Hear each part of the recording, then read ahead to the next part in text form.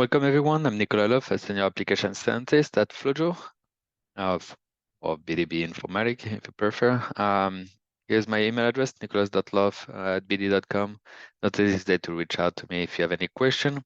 If you have any software issue, you can also email the support team, which is at flowjo@bd.com.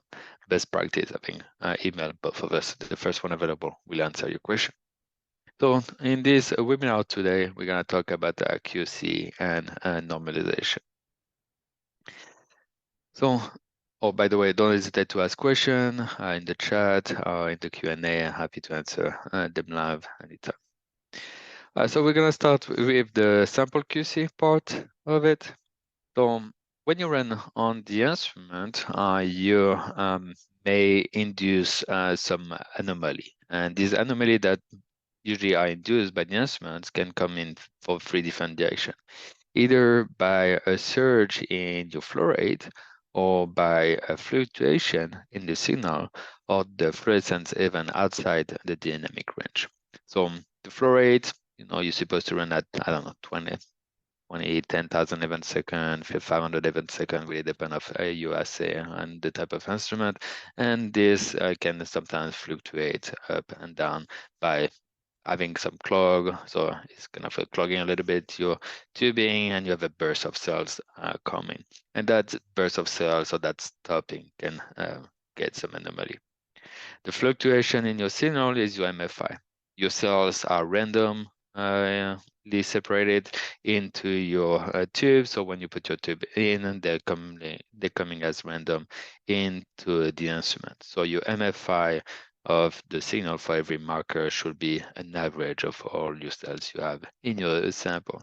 If you see a fluctuation of your signals, or an increase of MFI or a decrease of MFI, usually that means you have an issue there, either on the instruments or because of a clog.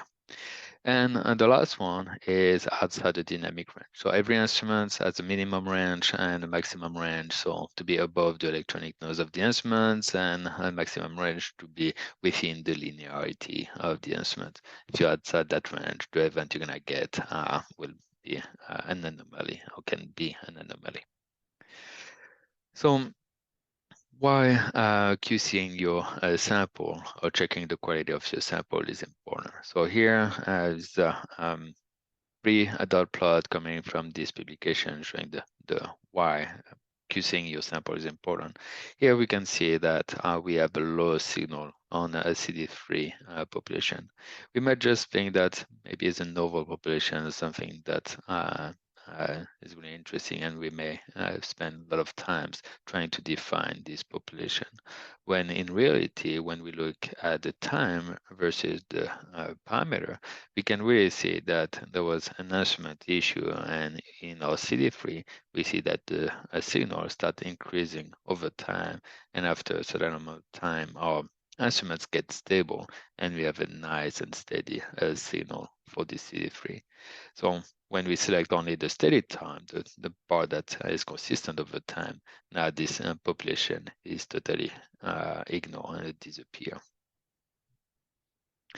And this is really important because, of course, when you look at manual data like that, it's kind of easy, or I will say, if you pay attention a little bit, you can find those errors.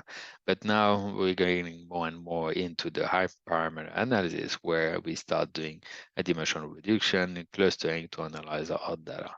And here we have two parameters, so G710 and R780, took that from the PeacoQC paper from Emmanuel et al. Published in Cytometry Part A. And you can see only on this G710, you see a kind of an increase of the signal for the first few seconds of the run, and after is consistent. And we don't see that for this R70 marker, where it was consistent over time. And because of that, when we split this sample in a really small time being to color-coded those different time, we can see that the beginning of the run, which is colored in red, create a new cluster set right there on top and also here on the bottom, which is just due of instrumental error where the signal starts cranking up, and we may don't know that it was the case, and we may spend a lot of times here on trying to analyze this cluster, thinking that's maybe something interesting, and when it was only an artifact. So how can you check the quality of your sample in FlowJo? So in FlowJo, you have inspection, a quality check inspection. So you can either right-click on your sample, click inspect, and you're gonna get this graph line where we're gonna show you the median fluorescence intensity of every parameter that you have in your file, and we're gonna give you this dot line, which is a 2x standard deviation of this median. And you just want to make sure that your signal is within this 2x plus or minus 2x standard deviation. That will take a lot of time to check all the instruments, all the sample individually. So we made a check sample quality tool in FlowJo. So if you go in your tool tab, if I remember correctly, you click on tool tab, click on check sample quality, and we're gonna color code it if your sample respect this as yes. We're gonna check if your sample, the signal coming from your sample, you have a lot of variation and a lot of variation of signal. If you don't have a lot of variation of signal, we're gonna give you more a green color, or like even a green color if there's no variation. And if you have a lot of variation of your MFI signal, we're gonna give you a red color, and everything in between. So if you click on this check sample quality and you see a blue or a green color, that means you don't have a lot of flaws, so your sample should be pretty good to analyze right away. If you see any other color like pink, orange, red, that means you have a lot of flaws, and you should probably spend a lot of time making sure that you remove any problematic events. So you have two ways to remove those problematic events. Either you can do a manual way, or you can do with an algorithm. So if you do a manual way, you're gonna have to do a time gate versus a parameter. And ideally, you will have to do this gate, so time gate versus all the parameter that you have for that you are running on this sample. So if you have a 5-color parameter, you will have to check the 5-color plus the 2 side scatter to make sure you remove any flaws. So if you have a lot of sample, a lot of parameter, it's gonna be really time consuming to remove all the problematic event using the time gate. So we realize that. So now we have algorithm that do that for you in a way fastest way, and also do usually a way better job than doing manually, because of time consuming, we usually just look at 1 or 2 parameters, not all of them, when in using algorithm, they're gonna look at everything. So the 3 algorithms currently available at FlowJo are FlowClean, FlowAI, and Peacock. And I'm gonna describe them briefly, more and less briefly for all of them, and give you the pros and the cons on all of them. So FlowClean was the first algorithm that was published, was in 2016 to clean up your data. And this advantage of this algorithm. First, it was the first one, so always good to have one and not doing it manually, but also it was way faster than just doing manually. The way FlowClean works, it just creates really small time bins. So you split your sample in really small time bin, cut it in half with a positive and negative. It doesn't need to be a biological relevance. And it's just gonna make sure that the percentage for the positive and negative doesn't change between each time bin. If you see any too much variation of the percentage between each time bin, it's just gonna remove the problematic time bin. Okay. So if one is 40-60, first time being, second one 40-60, third one 40-60, and the fifth one is like 90-10, it's gonna be like, there's an issue here. I'm gonna remove that time being and keep going. Second algorithm is FlowAI.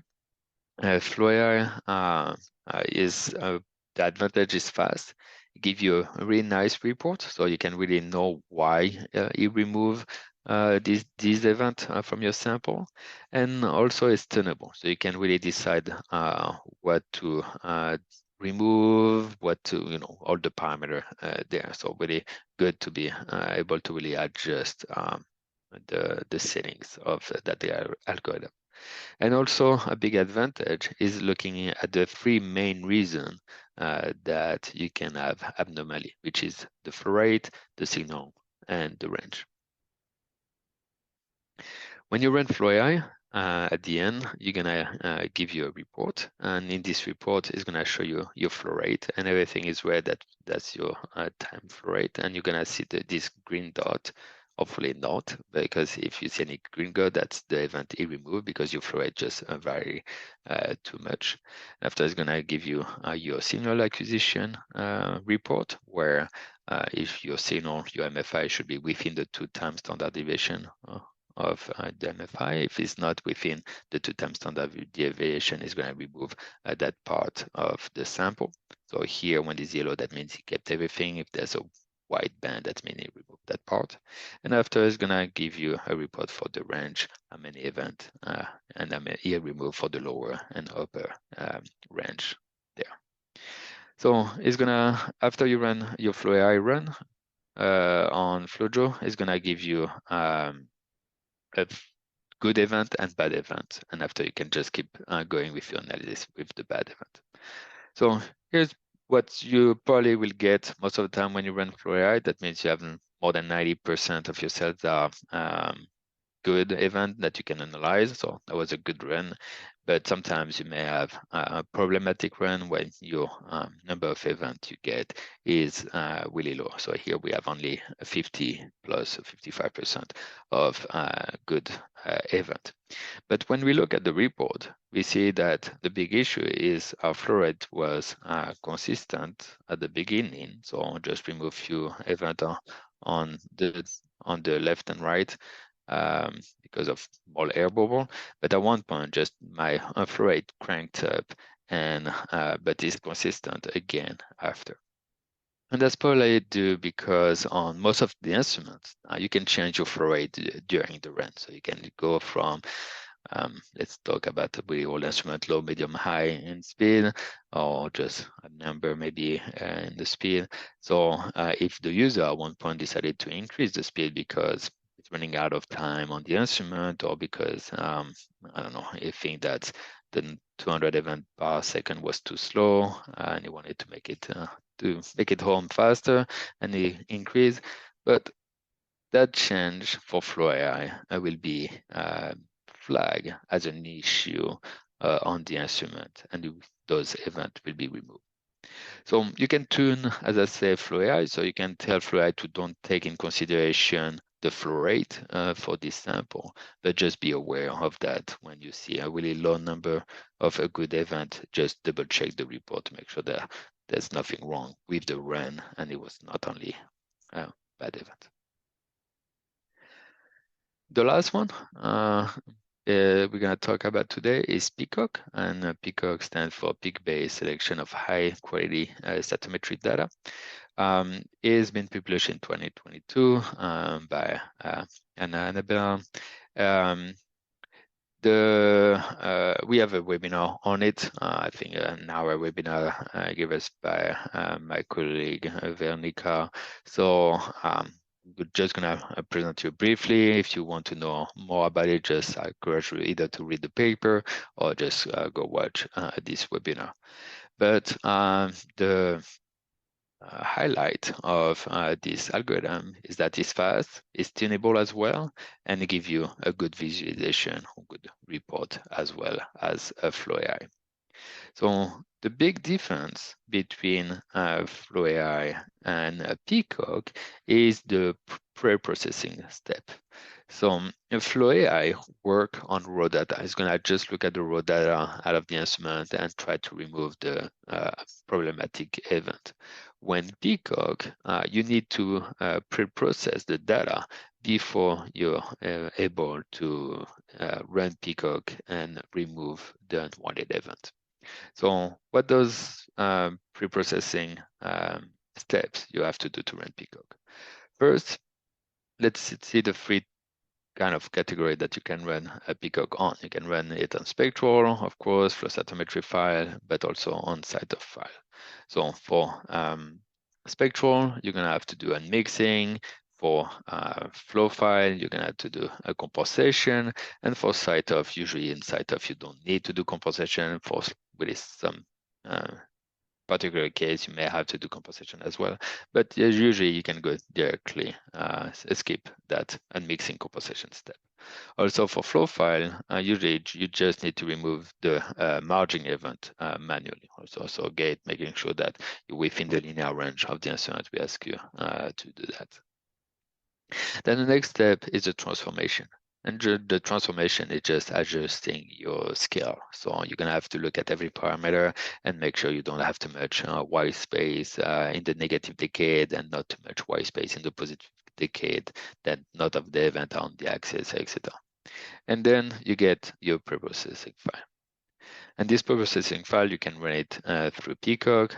Peacock is going to bin the data. It's going to do some peak detection. It's going to do some clustering. So it's going to remove the outliner by using an isolation tree.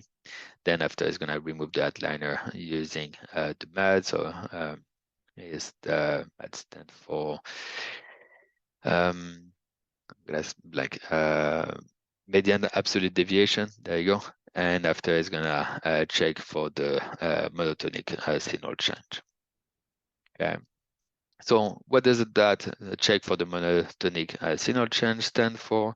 It just sometimes you get some contamination. So it can be either your laser delay dropping slightly for a small clog that start building up, or it can just be because the user before you run, like for example, a DNA dye like DAPI or PI, something like that, and didn't clean the instrument properly. So when you put your tube in, you start getting some staining on your cells for this marker for this DNA staining, and so your signals either gonna start decreasing slowly for that marker or start in the other way, increasing slightly over time. So in Peacock, which is under the advantage of Peacock, is gonna inspect the file for the steady increasing or decreasing signal from this signal pattern.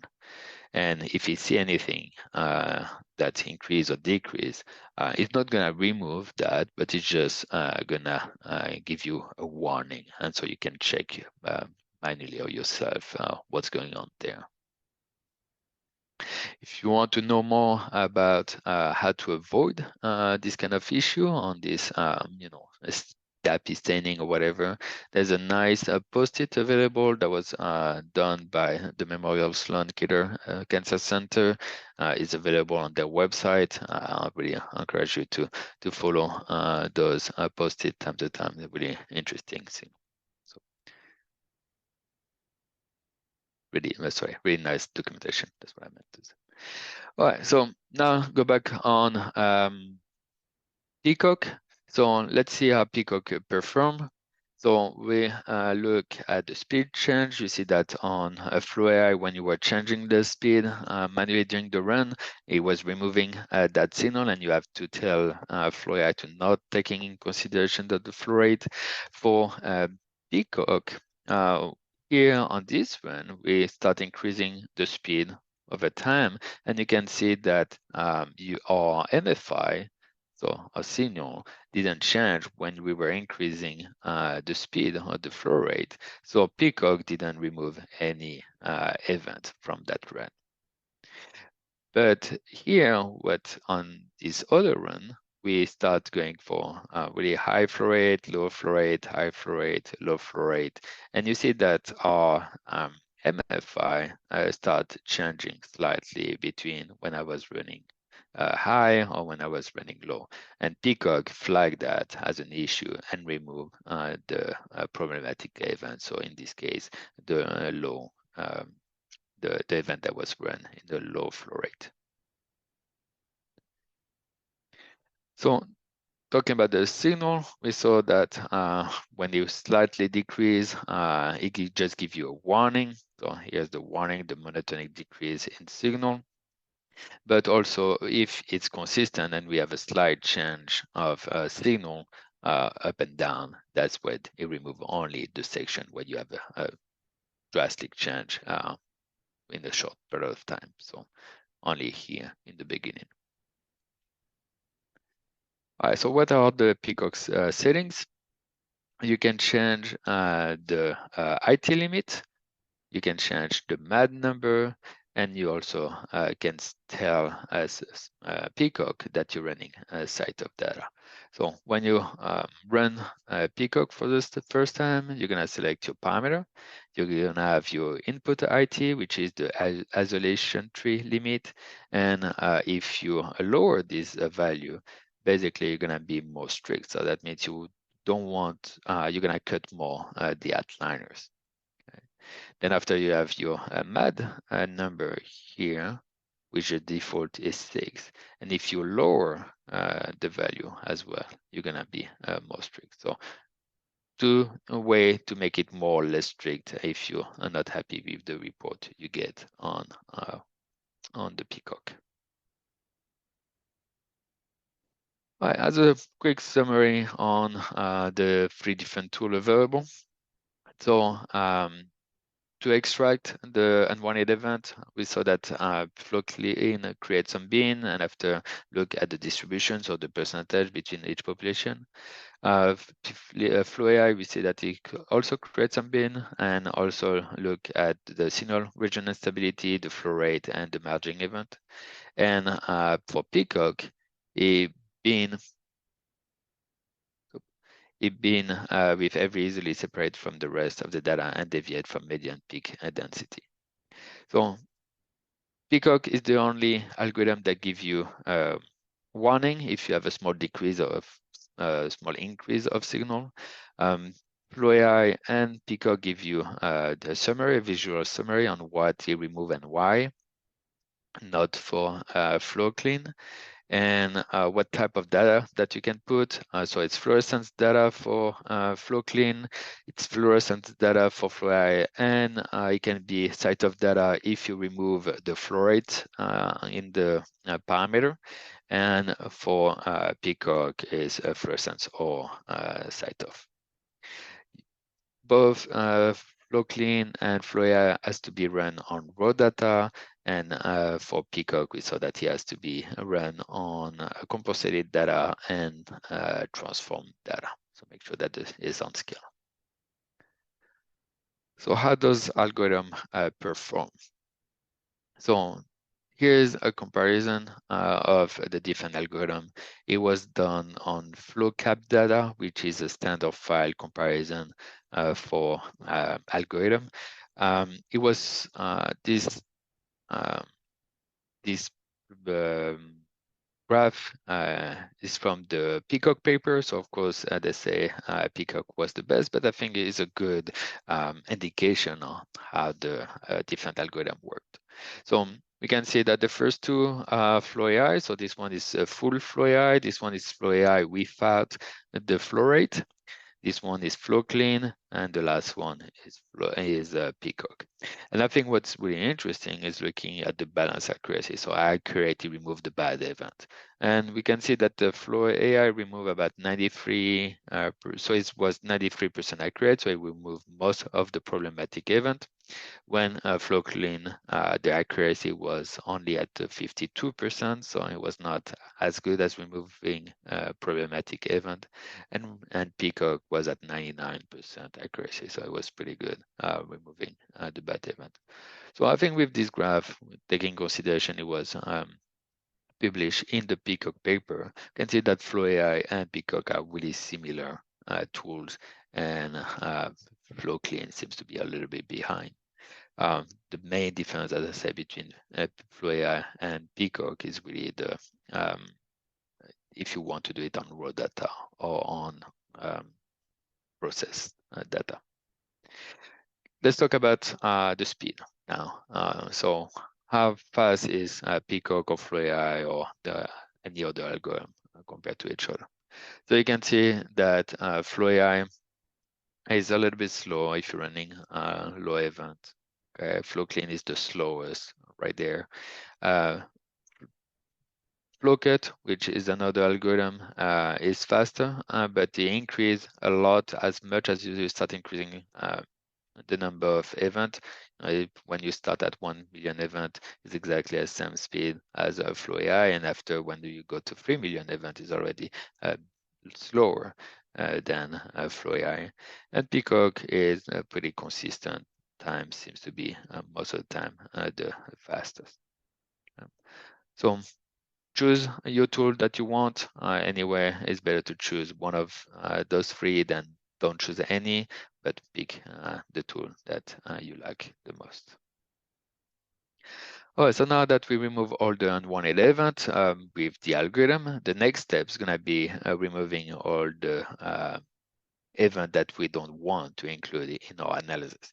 And those events are, of course, the debris with our forward scalar, side scalar, the doublet with a forward scalar A versus H, and usually followed by a side scalar A versus H.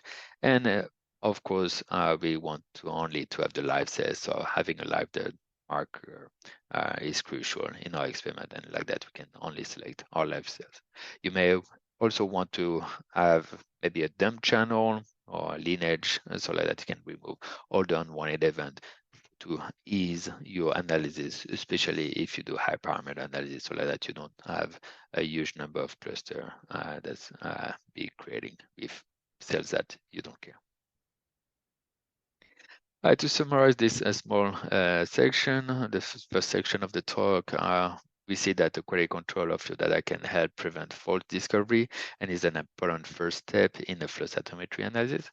We saw that the sample quality can be assessed and post-acquisition anomaly can be removed with the FlowJo software, and multiplet debris and dead cells should be excluded from your data before continuing your downstream analysis. The second set of the talk, or the second part of the talk, we'll talk about normalization of your data. And the normalization of your data is just remove the batch effect. So if you're running your sample on different day or on different instruments or maybe on different location, maybe you have a collaborator in a different country and someone else running the same experiment and you try to compare those experiments together, you may have encountered some batch effect that prevent you to analyze those data together. So how to remove this batch effect? We have few tools currently available in FlowJo. The first one is the CytoNom tool. It was published by the Sophie van Gessen's lab. And the way this tool works, you need to have a control that it was being run for the same control that's been run in every batch. And this control needs to be positive for every marker. So this control is run on every batch, and after you have your real sample, and basically we're just gonna normalize the consistent sample between each batch, and because we know how to normalize this sample, because we know they're exactly the same, we can normalize the other sample. And they do that using a spanning tree, a little bit like the same idea as a Peacock. So a spanning tree, adjust the MFI, create a new file, and now you can compare the different sample coming from different batch. The other tool that you can use is a CytoCombine. So let's go back on CytoNom. The big default of CytoNom is having this control. So having this same sample that you run between each batch and to be able to do the normalization. Sometimes well, most of the times, you have a batch. When you see the batch effect, it's already you already ran all your samples, and it's too late. You don't have that control, so you're blocked. There's a roadblock for you there. So if that's the case, you can use these other tools, CytoCombine, who doesn't require to have a universal control between each batch. So the way this algorithm works is by doing 3 different steps to do the normalization. It's first gonna do the parameter z-score and rank the normalized. After it's gonna do a sum map, so apply to normalized data, and after it's gonna do a per cluster batch correction apply via combat. So you're gonna have all your sample. You're gonna tell, okay, the sample can come from batch 1, the sample come from batch 2, the sample will come from batch 3. It's gonna do the clustering, and it's gonna realize that those cells are really like similar. The only difference, it seems like they are separated by just the batch. You see that my color for each batch, so between my batch 1 it's orange, batch 2 pink, and batch 3 blue, see that the 3 color are really separate, but it seems like that all the cells here are kind of the same location. So I say, okay, so they're slightly separate, but it seems like it's just because of the batch effect. So they're gonna apply a vector of transformation to merge those 3 clusters that kind of located in the same into one big cluster and remove by the same occasion the batch effect. We have a new tool, normalization tool coming soon into FlowJo. It's going to be called MNN, and kind of the same idea that CytoCombine doesn't need a universal control, but it's going to realize that the 2 samples are just because they are 2 different batch and merge the different the 2 clusters together for the same to be the same cluster. But the only thing is the way it's gonna do it is just gonna use the mutual nearest neighbor and to apply this corrective vector to merge those 2 vectors. All right. That's it for the slide. I'm just gonna go back on now on the live demonstration on the software, and also happy to answer any question at the same time if there's any.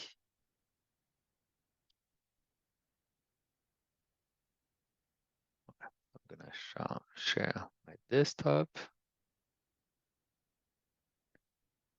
Okay. All right, so I'm gonna open FlowJo 10.9.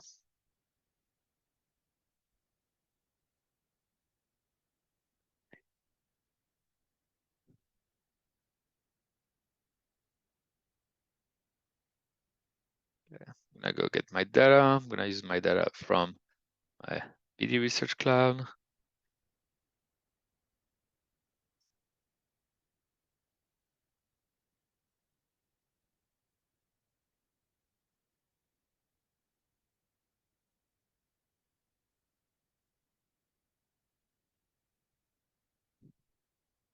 Here we go. This. Okay, so 4 sample, no simulation, 2 stimulated, doesn't really matter, PID1, PID2. Okay, I have about 500,000 cells for each one of them. So I can run my FlowClean or FlowAI right away. I don't need to process my data. So if I want to run FlowAI, I just select my sample, go in my workspace, population, plugins, and look for FlowAI. By the way, before I do that, let's show you how to install those plugins, because sometimes it can be a little bit problematic. So, all right, so to install those plugins are available on our website. So just go on flowjo.com/exchange. Okay, if you don't remember that website, you can just go on FlowJo, go in your plugin folder, and the first one, which is have too many, so we don't see it, but the top one here, it says FlowJo Exchange, and when you click on it, it's gonna open this web page. On this web page, look for your FlowJo plugins, and after you can look for FlowAI here, Peacock, or you just can type Peacock, and there you go. You have your Peacock plugins, or FlowClean, or FlowAI, or whatever you want. Okay, FlowClean, FlowAI. All right, so we're just gonna take FlowClean. Sorry. Yes. Also, if you're really new to plugins, a good plugin to install is Plug and Play. Plug and Play is a bundle. Plug and Play. There you go, Plug and Play bundle. So Plug and Play bundle regroup like the 6 main plugins that you're gonna use for hypermedia analysis, but also the cleaning. So you include FlowAI, FlowClean, FlowSub, CytoNorm, IndexSort, and ViolentBox. And the good thing with this bundle is you don't have to worry about the installation of the package into the R. You don't have to also connect FlowJo with R. Everything is going to be done automatically. The only thing you have to do with this bundle is just to make sure that you put the .jar into your plugin folder, and you're good to go. So let me download FlowAI and download Peacock. Peacock. Download those two. Download, Notion Finder. There you go, those two. Select those two, click and drag those on my desktop. Okay. All right, so I have my Peacock, I have my FlowAI. I'm just gonna create my plugin folder, and I can create my plugin folder anywhere. So I can put it on my desktop, I can put it on my download folder, I can put it in my my document folder, even in your program file if you want. So I'm just gonna put it on my desktop here, my plugin test folder. I'm gonna unzip my FlowAI. I'm gonna unzip my Peacock. Okay, and within your FlowAI, you're gonna have this FlowAI.jar file. Just click and drag this FlowAI.jar file into your plugin folder. Okay, and I'll do the same thing for my Peacock.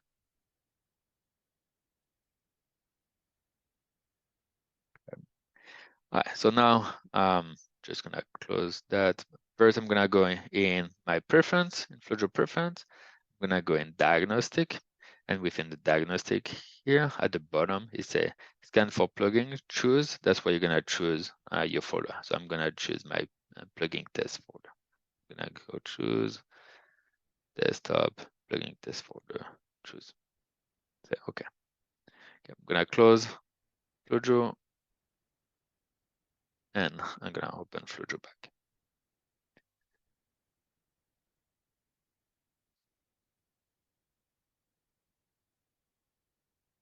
And now if I go in my workspace plugins, you can see that I have my FlowAI and Peacock algorithm available here.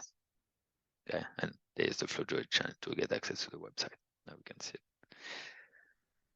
Okay, so for Peacock, it will work right away because it's not the R-based plugins. For FlowAI, if you download the plug and play, you just need to install the R software. So to install R, just go in cron.r-project.org website and download R for your OS system. If you did like me, download only FlowAI plugins, these FlowAI plugins need to be installed within the R package. That's why it's recommended to you to use the plug and play. But if you install these R plugins like that, you're gonna have to copy the script into the R console. So I'm just gonna open R and copy that script right there, which is the gray background text right here. So just you can drag that, paste, enter, next line, copy, paste, next line, copy, paste, enter. There's a blank here. That means it's gonna start download packages, so I just need to wait. There you go. Already, of course, have all the packages. So I'm not gonna do it. And keep copy, paste, same thing. Download all the packages and the last one. Oops, just the last line. Copy, paste, enter. Select the crown that's the closer to your country. So based in the US. So I'm just gonna put US, and it's gonna download the rest of the packages. And there you go. Your FlowAI package is installed into R. You can close. You don't need to save. You can close that. So now the only thing you need to do is to tell FlowJo where R is located for on your computer. So you go same thing, preferences, diagnostic, and you need to put your R path. If you're on the PC, your R path is gonna be in your C drive, program file. You need to find the R folder, and you need to find the bin folder, and within the bin folder, you're gonna have the x64 folder, and you just select the x64. If you're on Mac, way easier. You just open your terminal, and depending of your macOS system you're running, you either type where R, which doesn't work for me, or which R works on my OS. And I copy and paste that into FlowJo. Okay, so it's already there, good to go. I just need to replace my plugin folder to my current one. So tuk application, plugin, FlowJo. There you go, choose. Okay, then close and reopen FlowJo. And all my plugins are installed and ready to use.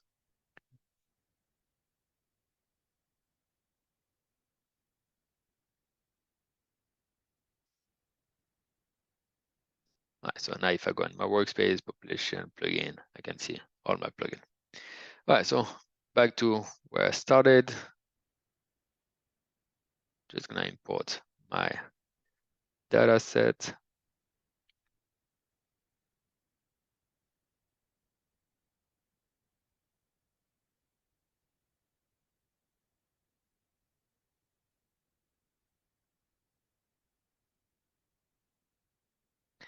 Okay, I have my 4 files. I don't need those. There you go. All right, so I can look at the time gate.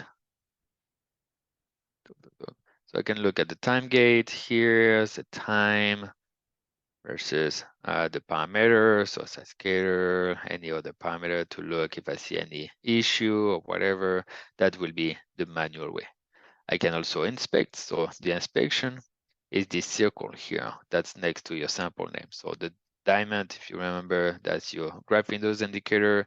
The circle is your sample quality check, and the square is your composition. So this circle, we want to have a color like green all the way to red. How do I do it? I go in the tool tab, check sample query, click on it, and it's gonna give me a color. So everything is blue, that means everything is okay. So green, remember, is the best, blue is second best, and after is orange, pink, and red. All right, so that means you see a little bit of variation, but nothing really major. So, but we're still gonna run some run. So if I want to know more about what is so, I can just go right click, inspect, and I can see my MFI variation over times right here with this dot plot. So you see, remember the mean and the 2 times SD, so you can really see, and you see a little bit of variation, especially at the end in this case, on this sample. All right, I don't want to do it manually, I want to do it automatically, so let's go directly with the plugin. So just gonna go my plugin, I'm gonna run FlowAI.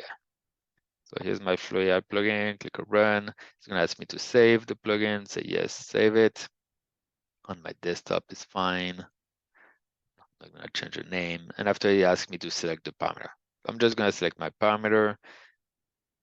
Does parameter were not used. I'm just gonna remove them. I'm just gonna select the parameter that were used for this experiment.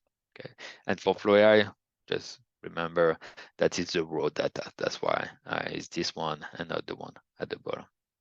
Then I can select which anomaly I want to exclude. Do I want to exclude the flow rate, the signal acquisition, a dynamic range, all of them, or a combination? So here I can choose. I'm just going to select all of them.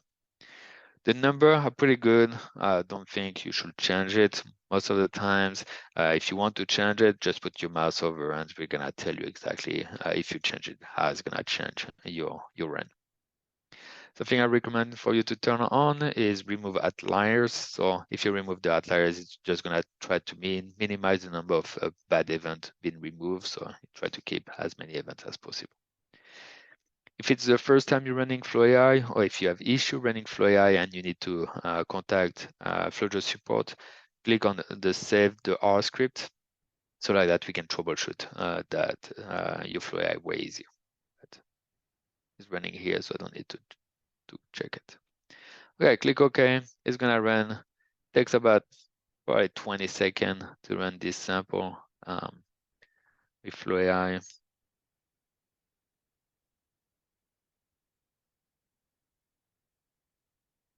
And when it's done running, it's gonna give me a good and a bad event. So you see when it saved my workspace, it saved a workspace with, of course, the name of my workspace that I gave, which is today's date. But he also created the folder with the same name as my workspace. Okay. So FlowAI is done running. So I have my FlowAI derived parameter, I have my FlowAI node, and I have my FlowAI bad event and my FlowAI good event. And he removed about 5.48% of event for this sample. Okay. I probably want to know what those bad event are. So what I can do, it's either open the layout editor, click and drag my FlowAI node in my layout editor, and I will see the report. That's one way to do it. That's usually not the way I personally do it, but that's always available there. The way I do it, I open the folder that's coming with the same name as my workspace. And within my folder, I have a FlowAI folder, and you have also your sample folder, okay, sample name folder. And after within, you have a HTML page. So you can open that. There you go. And you open my FlowAI report for this sample and can show the name of my file. So you can see the total number of events I have, that he removed 5.48% of my event. And from this 5.48%, most of them coming from my flow rate. He removed 5.35% from my flow rate. So you can see that he removed a little bit at the beginning when my samples start cranking up. So my flow rate start cranking up. My flow rate was consistent over time, so I didn't remove anything. Here a small drop, so he removed it, probably a small air bubble. Then after my flow rate start decreasing, and he removed a lot at the end. That's probably what probably happened. That's not my data set, but probably what happened here is the person was trying to run the tube dry, so put the tube on the instrument and went all the way to the bottom and got a lot of air bubble here at the end. Okay, so I'm pretty happy with that. I agree with that. I will probably have get it the same way manually. So signal acquisition check, 0%, didn't remove anything. So that means I was within the 2x standard deviation for the mean. And he removed 0.13% in the dynamic range. So we remove few upper and lower event in the range. Okay. All right. Happy with the report. I like it. So I'm just want to apply the same FlowAI to all of my samples. So I can click and drag that my FlowAI node to all my sample, and it's gonna calculate my FlowAI. Okay, all of them, and it should take about 2 minutes.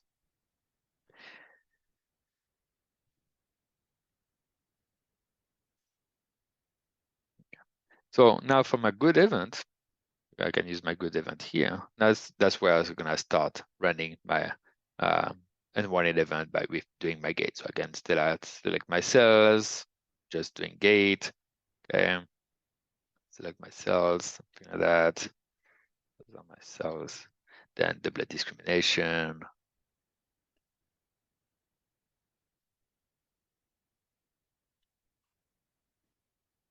I'll do it quick and dirty. Okay, second diplet discrimination.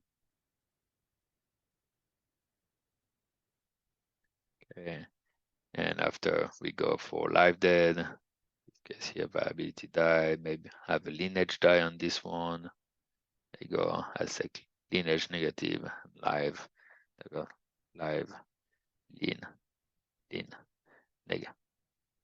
Okay, and I did clean up my sample and I'm ready to analyze that. And FlowAI is almost done. 3 on the 4. Okay. All right, so that's how FlowAI works. If you want to do Peacock, FlowClean will be exactly the same because it's the raw data, so no difference. And we saw anyway, FlowClean was not as good as FlowAI. If you want to run Peacock, just gonna have to transform your data. So you're just gonna have to go from your comp file right there and put it on Zscaler, for example, and just making sure that you don't have too much white space. So here for my L6, I have a lot of white space, so I'm just gonna adjust my scaling to make it nice for all of them. So DR is good. Yeah, this one can adjust, so either adjust with the width base, and increase or decrease the number of negative decay, etc.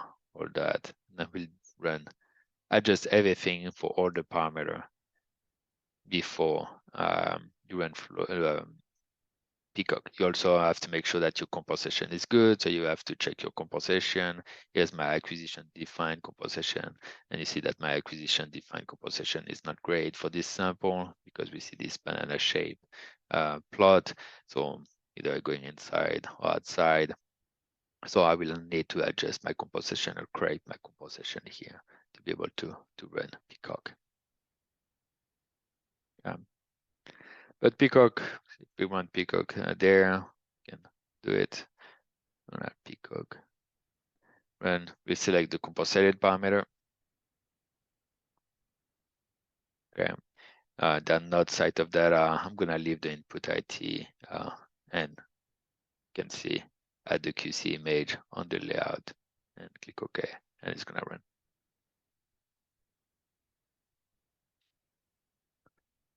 All right, so that was for the sample QC normalization. So normalization, I don't have any file to show you the cytonorm, but I have file to show you for the damn it, I'm blanking, for the CytoCombine. So just gonna open a new workspace.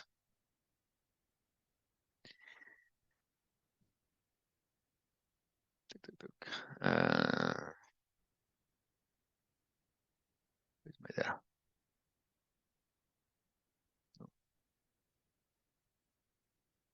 CytoCombine, there we go. I have FCS file, my FCS file. So within my FCS file, it's already concatenate. There you go, Peacock is done running. Let's move that.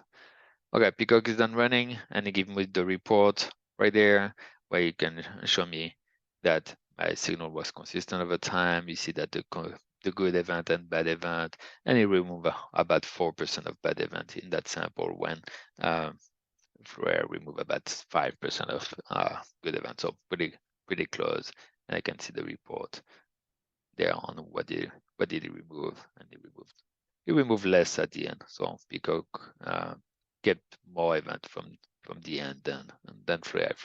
FlowAI was a little bit more strict here at the end, but pretty similar. And let's close that. All right, so for normalization, this file is already merged, so it's already concatenated. So I'll concatenate all my sample into one big sample. And before I concatenate it, I just make sure that I included a keyword and I have a keyword batch. Okay, so of course I have all my samples. So you see all my samples. So 1, 2, 3, 4, 5, 6, 7, 8, 9, 10, 11, 12 sample. And I included a keyword batch for those samples, so batch 1, batch 2, batch 3, batch 4, batch 5, batch 6. So 12 samples, 6 batch, and you kind of see some variation. If I look at some parameter, you can see a little bit some variation up and down there. Okay, so the way you do it, you put all your samples here. You create a new keyword batch by just clicking on workspace keyword, add keyword, call it a batch keyword. Okay, and after for your batch 1, you put 1, for your batch 2, you put 2, etc. And when you concatenate your file, you can just, so file, concatenate population, you go concatenate, advanced, and you add additional parameter, and you look for your batch keyword that I just created. There you go, and click OK right there, and you batch like that. So when you have this concatenate file, which is this file here, you just have to go in your workspace, go for the plugin, CytoCombine.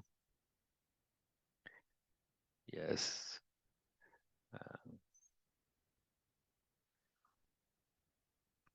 You select the parameter. So I select all those parameters. Okay. You're gonna be able to change the accent cofactor. So it's the same idea as FlowAI. If you put your mouse over, it show you that you need to put 5 if you're using cytop data. You need to put 150 if you use flow cytometry data, and you need to put 6,000 if you use spectral data. So here, there's flow cytometry data, so I'm gonna put 150. You can change the sum grade if you want. So number of clusters is gonna create, and you can change the norm method as well. Just gonna leave it on the z-score. Then you need to select the parameter that identify the different batches, and is my batch keyword for me. So I just click here, batch. And when I click on OK, it's gonna start running. Because we're running a little bit out of time, it's probably gonna take 5 minutes to run. I just did the run yesterday, and here's the run that we got.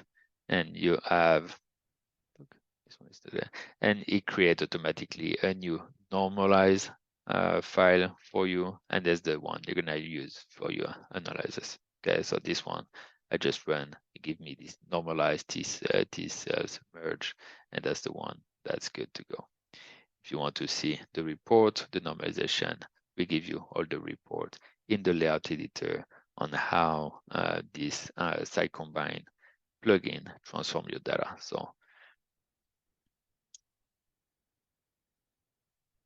green, it was before correction. Red is after correction. So you see slides change and signal. So here as well, just to make sure everything is consistent over time.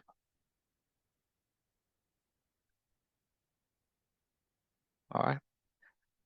And we're running out of times. We are at the 1 hour limit. So happy to answer any questions. And I'm done with the presentation. Thank you.